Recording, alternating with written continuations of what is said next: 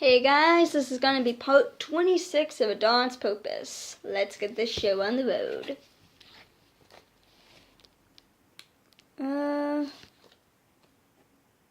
Apparently we've been staying here for a while.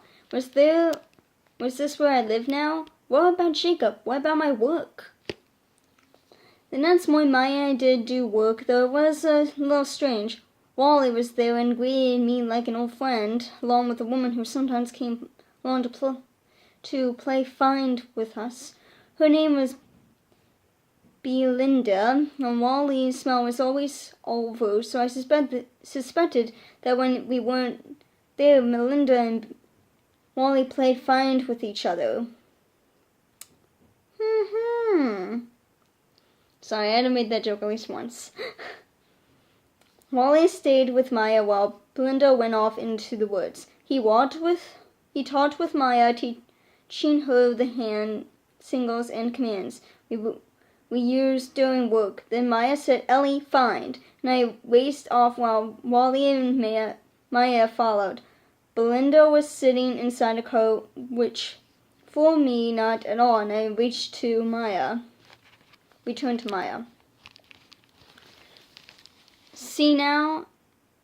See how she looks, Wally said. She found Belinda. You can tell her by expression. I waited impatiently for Maya to tell me to show, but she and Wally were too busy talking. I'm not sure she doesn't look much different than the other time she looked back, Maya said. Look at her eyes, the way her mouth is tightened, her tongue's not out. See? She's on alert. She has something to show us. And the word show, I attempted to cut it in half lunch. It hadn't really been a command. So now I tell her to show, Maya asked. Quit teasing me. Were we working or not? Show, Maya finally called. Belinda came out of the car laughing when we found her. Such a good dog, Ellie. She told me. Now you play with Ellie. It's important. It's her reward for such hard work. When Maya played with me, it was different from Jacob's play. Maya seemed to actually enjoy it. It wasn't just something she did at the end of the show. She had the rubber bone from the kennel, and I dug it in my feet, and I clenched it in my jaws while she tried to take it away. Maya had a life different from anyone else I had ever encountered. Not only was she burdened with too many cats, but most nights she went to a larger home with lots of people and a wonderful smelling woman named Mama. Mama was like Grandma, always cooking, and there were little children running around playing with each other every time we went for a visit. The children climbed on me until Maya asked them to stop, and the boys played ball with me, which I loved, and the girls put hats on me, which I tolerated. Maya had a neighbor named Al who let her come over and ask Maya about help. Do you need help carrying those boxes, Maya? He asked. No, she would say. Do you need help fixing your door? No, Maya would say. Maya always seemed anxious, her skin warming and her palms sweaty when Al came over, but wasn't frightened of him. When Al walked away, Maya's feelings changed to sadness. Did you get a new dog? Al asked. He reached down and scratched me behind the ears in a way that made me intensely love him. He smelled of papers and ink and coffee. Yes, she's the department search and rescue dog. I knew they were talking about me and wagged my tail and friendship. Do you need help training your new dog? asked Al. Al asked. No, Maya said. Ellie has already been trained. We need to learn to work together as a team. I lied over the words Ellie and work. Al stood from his searching. Maya, he started to say. He felt nervous. I probably should go, Maya said. Your hair is very pretty today, Al blurted. The two of them stared at each other, both so anxious it felt as if we were under danger of imminent attack. I glanced around, but could see nothing more threatening than Emmett watching us through the window. Thank you, Al, Maya said. Will you like? I'll let you go, Al said. Oh, Maya said.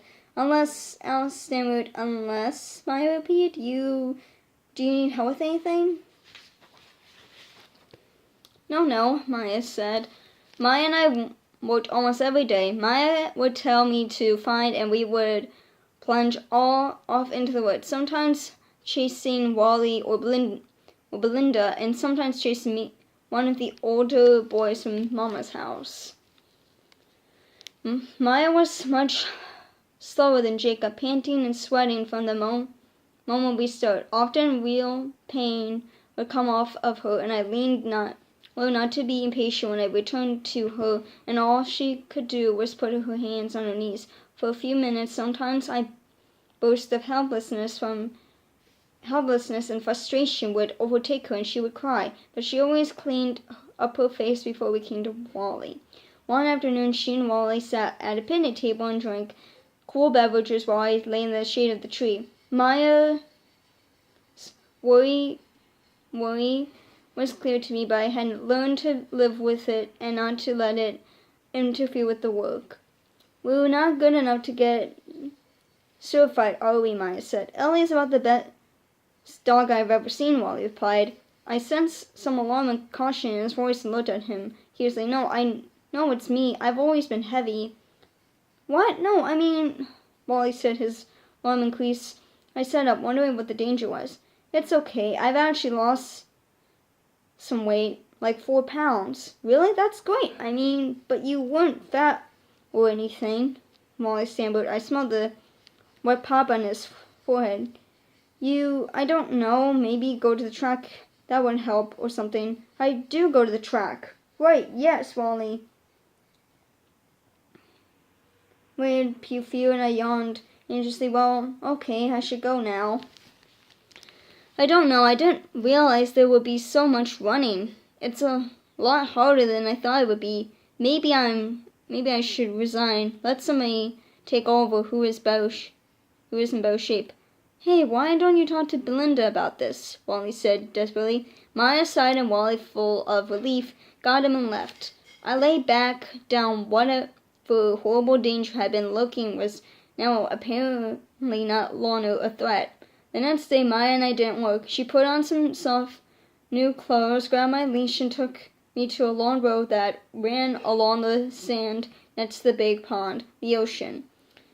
Dogs were everywhere, but though we weren't doing work, I sensed the grim determination in Maya and ignored them as we ran down the road, the sun rising steadily in the sky. It was the longest run we'd ever taken together. It went on, and it wasn't until I could feel her body fill with pain and exhaustion that Maya turned around to head back. She stopped a few times for me to drink water on the faucets set in the concrete next to the very smelly buildings, but for the most part, the return trip was as determined, just slower. But the time we got to the trunk, she was limping.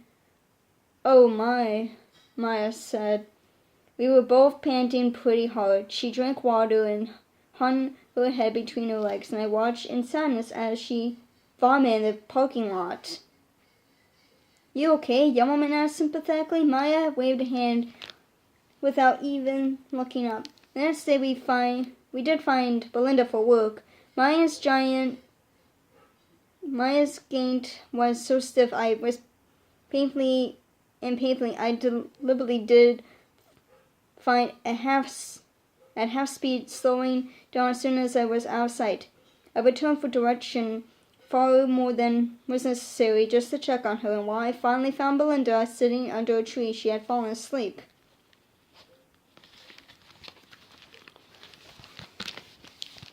Good dog, you were such a good dog, Ellie, Maya whispered to me. We woke up Belinda, who checked her wrists in an emergent a quick shock of surprise. Just had an off day, Maya said.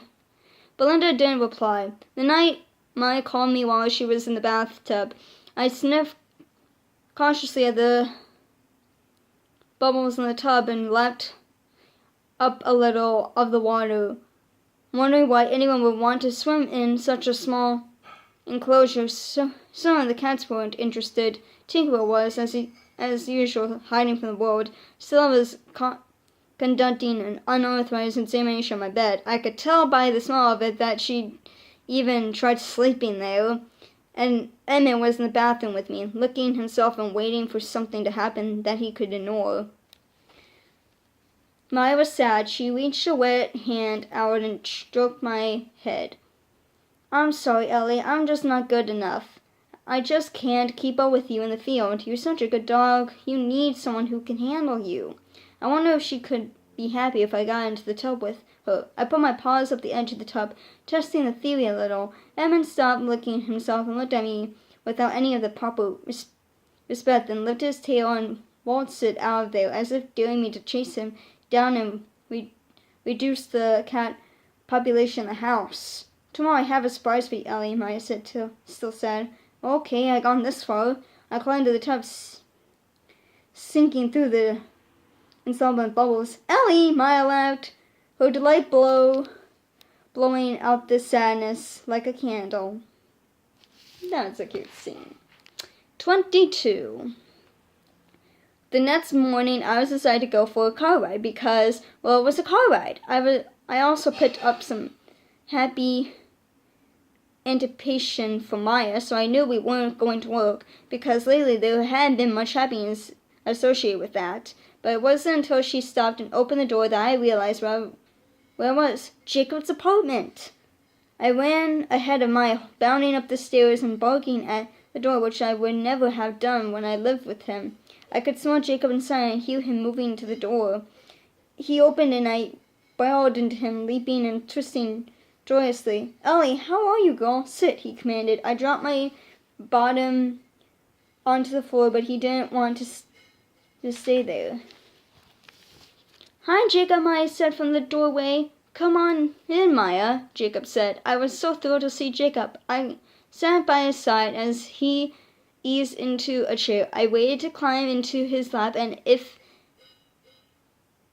it had been Ethan, I probably wouldn't have, but with Jacob there was never any nonsense like that. I sniffed around the apartment while the two of them talked. My bed was gone. I noticed that by this my scent was still in the bedroom, and I would have no problem sleeping on the carpet or on Jacob's bed if he wanted. Then I tried back out to be with Jacob, passing by Maya, who reached a friendly hand out to stroke my back, and that's when it hit me. Going back to Jacob would mean leaving Maya. Dogs are not allowed to choose where they live. My fate would be decided by people, but nonetheless felt torn inside conflict. Jacob was far better at work than Maya, but Maya didn't carry that inner core of sadness with her all the time. She felt genuine joy at Mama's house when there were all the children to play with. Yet Jacob didn't have any cats. I had a clear purpose to find, show, and save people. I was a good dog. Both Maya and Jacob were focused on work, and that meant neither of them could ever love me with that abandonment of Ethan. But Maya embraced me with an ungrudging affection that Jacob never allowed himself to feel. I began to pace anxiously. Do you need to go out? Maya asked. I heard out, but she didn't say it with enthusiasm, so I didn't react.